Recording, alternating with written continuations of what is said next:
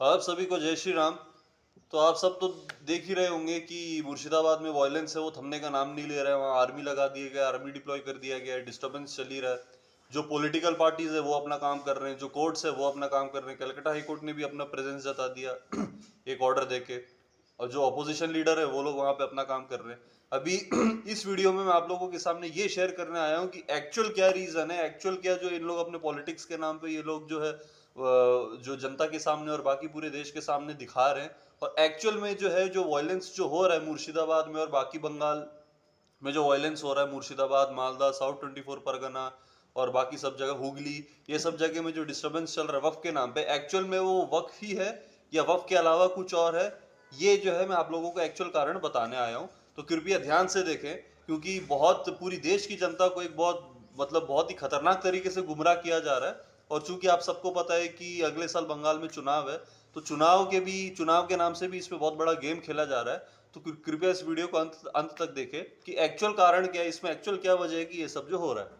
देखिए, आप सब जानते हैं कि वक्फ एक्ट WAA जो है वो पूरे देश में लागू हो गया है। और साथ में जो ममता बनर्जी है, बंगाल की मुख्यमंत्री, वो ये बोल रही है कि हम इसको जो है इस एक्ट को बंगाल में इसको इम्प्लीमेंट होने नहीं देंगे। अब इसके पीछे मैं इंटरप्रिटेशन की, जहाँ इंटरप्रिटेशन की बात आती है और जहाँ इसको इस लॉ को इम्प्लीमेंट करने की, स्टैट्यूट को, लीगल स्टैट्यूट को इम्प्लीमेंट करने की बात आती है, उस चीज में मैं एक चीज एज अधिवक्ता में एक चीज क्लियर कर देता हूँ। देखिए, दो एक्ट को मैं कंपेयर करूंगा, CA सिटीजनशिप अमेंडमेंट एक्ट और WAA। ये दो एक्ट को मैं कंपेयर करके मैं आप लोगों को बताता हूँ। देखिए, CA के टाइम में भी आप लोगों को याद है कि बहुत बवाल हुआ था। शाहीन बाग में, दिल्ली में इन्होंने अपना हेडक्वार्टर बना दिया था धरना प्रदर्शन करने का।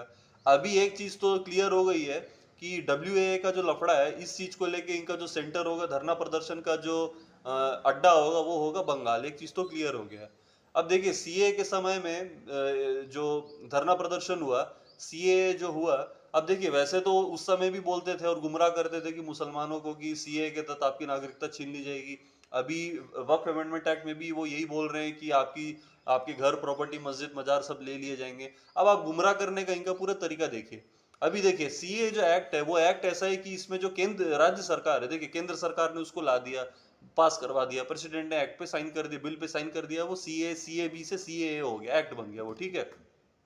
अब वो एक्ट ऐसा, यदि आप उसके प्रोविजन देखेंगे और उसका जो इम्प्लीमेंटेशन देखेंगे, ये उन लोगों के लिए जो अफगानिस्तान, पाकिस्तान और बांग्लादेश, ये तीन जगह से जो हिंदू शरणार्थी लोग आ रहे हैं, ये उन लोगों के लिए। तो उसमें जो राज्य सरकार है, राज्य सरकार का बहुत ज्यादा उसमें काम नहीं है। क्योंकि उन्हें जो इसमें इसमें जो इशू है CA के तहत, उसमें जो इशू है नागरिकता देने का। तो नागरिकता देने का, वो यहाँ से जब आएंगे, जब यहाँ पे आएंगे, उनके डॉक्यूमेंट्स पूरे वेरीफाई होंगे, उसके बाद जो गृह मंत्रालय है, होम मिनिस्ट्री सेंटर का, वो ये निर्णय लेगा कि भाई इनको कि इन्हें जो है नागरिकता देनी चाहिए, नहीं देनी चाहिए। और यही चीज जो है वो जिस जिले में रहेंगे उस जिले के डिस्ट्रिक्ट मजिस्ट्रेट को दे दिया जाएगा, बस इतना ही काम है।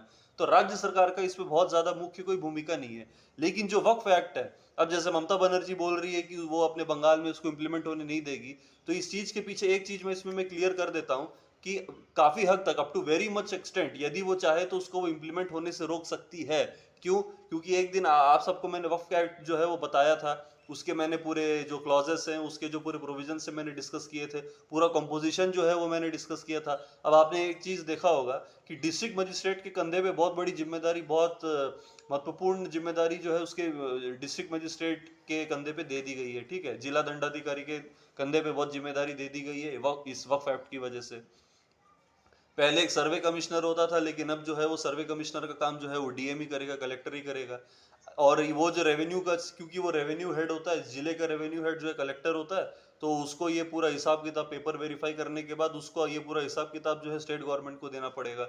और जो जो स्टेट बोर्ड होगी, हर स्टेट की अपनी अपनी वक्फ बोर्ड होती है, अलग अलग वक्फ बोर्ड होती है। तो स्टेट वक्फ बोर्ड है वो स्टेट गवर्नमेंट के अंडर आएगी। तो ये जो एक्ट है, वक्फ अमेंडमेंट एक्ट है, इस एक्ट में स्टेट गवर्नमेंट का, डिस्ट्रिक्ट मजिस्ट्रेट का और जो लोकल गवर्नमेंट ऑफिशियल्स है उनकी बहुत ज्यादा मुख्य भूमिका है। जिसकी वजह से जो लोकल स्टेट गवर्नमेंट का जो पॉलिटिकल इंटरफेरेंस है वो बहुत ज्यादा रहेगा डिस्ट्रिक्ट मजिस्ट्रेट के ऊपर। CA में वो चीज नहीं, CA एक्ट ही ऐसा था कि इसमें राज्य सरकार का ज्यादा कोई काम है ही नहीं। लेकिन जो वक्फ एक्ट है, वक्फ एक्ट को जैसे अगर ममता बनर्जी जैसे अगर बोल रही है कि उसको हम बंगाल में इम्प्लीमेंट होने नहीं देंगे, तो ये एक्ट के स्टेट्यूट्स ही ऐसे हैं, मतलब इसमें स्टेट्यूट्स के प्रोविजंस ही ऐसे हैं और इसके प्रावधान ही ऐसे कि यदि वो चाहे तो काफी हद तक उसको इम्प्लीमेंट नहीं होने में वो बहुत सफलता प्राप्त कर लेगी, क्योंकि वो प्रोविजन ही ऐसे है, पूरा वो एक्ट ही ऐसा है। इसमें आपको राज्य सरकार और सब चीज का आपको का भूमिका है। तो किसी भी डिस्ट्रिक्ट मजिस्ट्रेट के ऊपर वो प्रेशर बनाएगी और उसके तहत हो सकता है कि डीएम जो है वो कुछ गोल घपला करे, डीएम जो है वो पूरा कर ही ना पाए। ये हो सकता है, उसमें काम में अड़चन आ सकता है। ये अलग बात है कि इस एक्ट में ये भी बहुत छूट दी गई है कि यदि वो चाहे तो बोर्ड के सामने डीएम के का जो ऑर्डर होगा, डीएम के इंस्ट्रक्शंस को वो बोर्ड के सामने अपील कर सकते हैं, बोर्ड के ऑर्डर को वो ट्रिब्यूनल के सामने अपील कर सकते हैं, फिर ट्रिब्यूनल के ऑर्डर को हाई कोर्ट में जाके अपील कर सकते हैं। तो वो एक लिबर्टी नो डाउट दे दी गई है, लेकिन फिर भी थोड़ा सा इसको इम्प्लीमेंटेशन होने में बंगाल में जो असुविधा इसीलिए होगी क्योंकि थोड़ा इसमें पॉलिटिकल इंटरफेरेंस यदि कोई स्टेट गवर्नमेंट चाहे तो अड़ंगा डाल सकती है। ठीक है, ये होगा इम्प्लीमेंटेशन की बात। अब जो मैं एक्चुअल में आप सबके सामने इशू रखने जा रहा था कि क्या रीजन है कि एक्चुअल में हो रहा है, देखिए वही मैं फिर से सीएए से कंपेयर करता हूँ। सीएए में वो तब वो धरना प्रदर्शन कर रहे थे ये बोल के कि बाहर से आए हुए लोगों को जो है नागरिकता नहीं देनी चाहिए, और एक गुमराह किया जा रहा था कि यहाँ के मुसलमानों की नागरिकता छीन ली जाएगी। वो तो सिर्फ उनका बहाना था, धरना प्रदर्शन करने का एक छोटा सा स्टूपिड सा एक्सक्यूज था। उसके पीछे उनका एक्चुअल कारण था, उसका एक्चुअल वजह था, वो था एफसीआरए। पता नहीं आप में से कितने लोग जानते होंगे, उसका मुख्य कारण था एफसीआरए लाइसेंस, जो उस समय अमित शाह ने, होम मिनिस्ट्री ने जो कैंसिल कर दिया था, वो था मुख्य कारण। FCRA, foreign contribution regulation act, यानी in a very short and sweet manner में आप लोगों को समझाता हूँ। कोई एनजीओ है जिन्हें अपने कुछ काम करने के लिए फॉरेन से फंडिंग लेना है, तो फॉरेन से फंडिंग लेने के लिए उनको एक लाइसेंस होना जरूरी है, उसको एफसीआरए लाइसेंस बोलते हैं। बट यदि वो उस पैसे को किसी गलत काम में, किसी अवैध धर्मांतरण या उल्टी सीधी गतिविधियों में यदि उन पैसों का उपयोग करते हैं, तो यदि गृह मंत्रालय चाहे तो ऐसे एनजीओ का, ऐसे संस्थाओं का, नॉन गवर्नमेंट ऑर्गेनाइजेशन का लाइसेंस रद्द कर सकती है अंडर एफसीआरए एक्ट। तो उस समय मेरे ख्याल से 20 या 21 एनजीओ का इसी तरीके से, जिसमें बहुत सारे इलीगल क्रिश्चियन मिशनरी कन्वर्जन करने वाले एनजीओ, इस्लामीकरण करने वाले एनजीओ का जो लाइसेंस है वो उस समय अमित शाह ने कैंसिल कर दिया था। वो था एक्चुअल कारण सीएए का, जो इन्होंने शाहीन बाग में जो बैठे थे। ये आप, पता नहीं आप में से कितने लोग को पता है, लेकिन ये एक्चुअल कारण था। सीएए के नाम पे बहाना मार रहे थे कि सीएए का आंदोलन है, लेकिन एक्चुअल में ये था। अब उसी तरीके से सेम मॉडस ऑपरेंडी अभी भी लाया गया है। कैसे?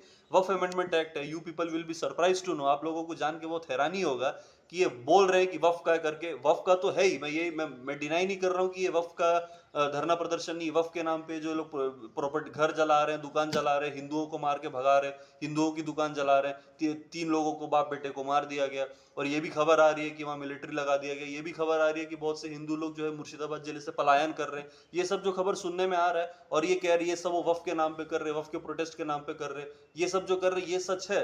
इसके साथ साथ एक और जो इक्विवेलेंट टू दिस, एक सबसे इंपॉर्टेंट कारण है, वो है, मैंने अपनी पिछली वीडियो में, मैंने आप सबको याद होगा जो एसएससी स्कैम हुआ है बंगाल में, एसएससी का जो स्कैम हुआ है, डब्ल्यूबीएसएससी का जो टीचिंग लोग के रिक्रूटमेंट का जो स्कैम हुआ है, जो मैंने बताया, उस स्कैम में जब पूरी ममता बनर्जी की गवर्नमेंट, टीएमसी गवर्नमेंट पूरी की पूरी एक्सपोज हो गई, जो कलकत्ता हाई कोर्ट ने जो ऑर्डर किया, और उसके बाद ऑनरेबल सुप्रीम कोर्ट ने कलकत्ता हाई कोर्ट के ऑर्डर को अपहेल्ड कर दिया। साथ में ऑनरेबल सुप्रीम कोर्ट ने ये भी बोल दिया कि 3 महीने के अंदर आप वापस से सिलेक्शन प्रोसेस शुरू करें। और इसमें, और उन्होंने ऑनरेबल सुप्रीम कोर्ट ने ये भी बोल दिया कि नो डाउट हम मान रहे हैं कि इसमें टीएमसी गवर्नमेंट ने करप्शन किया है, लेकिन at the same time simultaneously honourable supreme court ने सीबीआई की जो इन्वेस्टिगेशन है उस पर उन्होंने स्टे लगा दिया है। ठीक है, अब इसमें जो एक्चुअल कारण है वो ये है कि अब चूंकि, और इसमें ये सारी बहुत ही ऑथेंटिक वेबसाइट से, ऑथेंटिक पेजेस से, ऑथेंटिक सोर्सेज से ये इन्फॉर्मेशन आई है कि 24,440 वैकेंसी थी, मगर उसके नाम पे जो बंगाल की सरकार ने, टीएमसी की सरकार ने 25,753 जो लोगों का चयन कर दिया, उसमें से काफी सारे लोगों का घूस दे के 1000 लोगों का, 1100 लोगों का जो एक्स्ट्रा जो सिलेक्शन किया, वो सारे लोग टीएमसी के कार्यकर्ता थे। सोचिए ये स्कैम, सोचिए कितना बड़ा स्कैम है। अब ये जो अब हुआ ये कि टीएमसी के कार्यकर्ता को उस समय 2016 में, तब जो पार्थ चटर्जी जो वहाँ के एजुकेशन मिनिस्टर थे, उन्होंने हायर कर लिया। उन्होंने जो है टीएमसी के कार्यकर्ता को टीचिंग का जॉब देके अलग अलग जिलों में उन्होंने टीचिंग के जॉब पे बिठा दिया, टीएमसी के कार्यकर्ता को, टीएमसी पार्टी वर्कर्स को। अब ये चीज एक्सपोज हो रही थी, ममता बनर्जी का, ममता गवर्नमेंट का ये एसएससी स्कैम जो है बहुत ज्यादा एक्सपोज हो रहा था। इस वजह से उस चीज को, एसएससी वाले स्कैम को छुपाने के लिए उन्होंने वक्फ के नाम पे मुर्शिदाबाद में शुरू कर दिया और हिंदुओं को प्रताड़ित करना शुरू कर दिया। ये है एक्चुअल कारण। You people will be shocked to know, astounded to know that this is the main factor behind this Murshidabad violence, Hooghly violence, Malda violence and all. ये जो बंगाल में चल रहा है, वफ के नाम पे चल रहा है, बहाना वफ का है कि वफ हो रहा है। वफ भी है, मैं मना नहीं कर रहा हूँ फिर से एक बार कि वफ नहीं है, वफ भी एक कारण है। वफ के साथ साथ ये भी कारण है कि टीएमसी गवर्नमेंट का एसएससी स्कैम जो है वो एक्सपोज हो गया है। इस वजह से ये दोनों चीज चल रहा है। अब हो सकता है कि बहुत सुनने में आप लोगों को शॉकिंग लगेगा, बट ये एक्चुअल में कारण है। वफ के साथ साथ ये जो एसएससी स्कैम जो बहुत वायलेंट हो रहा था, क्यों? ताकि लोगों का ध्यान हमारे यहाँ पे हाई कोर्ट, सुप्रीम कोर्ट, सब जुडिशरी का ध्यान और बाकी सब लोगों का जो ध्यान है वो ये वाले मुद्दे से, ये मतलब एसएससी स्कैम के मुद्दे से हट के वफ वाले में चले जाए। उस वजह से डिस्टरबेंस क्रिएट करने के लिए मुर्शिदाबाद और ये सब जगह उन्होंने ये पूरा प्लान, ये पूरा प्री प्लान्ड है, सब चीज प्री प्लान्ड है और सब चीज पहले से पूरा मतलब स्पॉन्सर्ड धरना प्रदर्शन है इसका। कुछ दिन बाद बंद भी हो जाएगा ये, ठीक है। ये है एक्चुअल कारण। तो ये जो मेरा मेन वीडियो बनाने का उद्देश्य ये था। अब देखिए बाकी बंगाल में जो चल रहा है ऐसा तो है नहीं, जो तोड़ फोड़ मार काट चल रहा है ऐसा तो है नहीं कि अभी चल रहा है, मतलब पहले से ही चल रहा है। 2021 में जब से ममता दीदी वापस आई है तब से चल ही रहा है, 21 में हुआ, उसके पहले भी चल ही रहा था कि मोदी जी के हेलीकॉप्टर को लैंड करने नहीं दिया जा रहा था, टाटा नैनो के प्रोजेक्ट डालने नहीं दिया गया, आर्मी वालों को मार्च पास्ट करने के लिए, परेड करने के लिए, उनको ट्रेनिंग देने के लिए ट्रेनिंग कैंप के लिए जगह नहीं दी गई। सीबीआई वाले हैं तो सीबीआई को पकड़ के उन्होंने किडनैप करके रख दिया, ईडी ऑफिशियल्स को उन्होंने पकड़ के अगवा कर लिया, किडनैप करके रख दिया। तो ये सब तो बंगाल में तो समय से चल ही रहा है।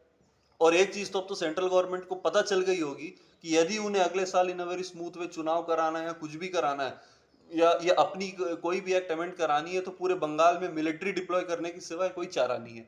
जब तक वहां पे मिलिट्री नहीं लगा दी जाती, मिलिट्री डिप्लॉय नहीं कर दी जाती, बंगाल में कोई भी काम नहीं हो सकता। और बंगाल का इतिहास रहा है, ममता दीदी का इतिहास रहा है, टीएमसी गवर्नमेंट का ये चीज इतिहास रहा है कि बिना मार काट के, बिना वहां पे दंगे फसाद हुए, ना कोई चुनाव हुए, ना वहां पे कोई काम हुआ है। ये चीज तो अभी तक जो है केंद्र के लोग समझ गए होंगे, केंद्र सरकार के लोग समझ गए होंगे।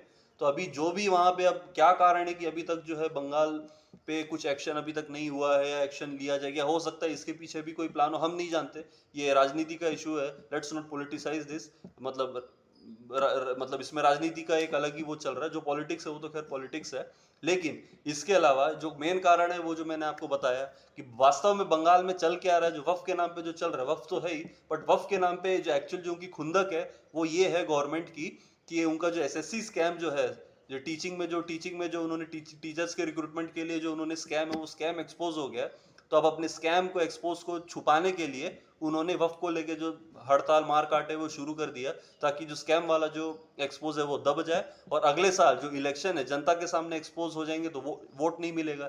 अगले साल विधानसभा चुनाव है, विधानसभा चुनाव में जो है हमारी जो किया हुआ घोटाला है वो सप्रेस हो जाए और केंद्र का जो किया हुआ जो वक्फ एक्ट है वो गलत है, ये बताने के लिए, ये बता के वोट पाने के लिए ये सारा जो है ये पॉलिटिकल ड्रामा, प्री प्लान्ड और स्पॉन्सर्ड जो है धरना प्रदर्शन है। तो ये एसएससी स्कैम जो है वो एक्चुअल कारण है ये सब के पीछे दंगा फसाद करने का। आप सभी को जय श्री राम।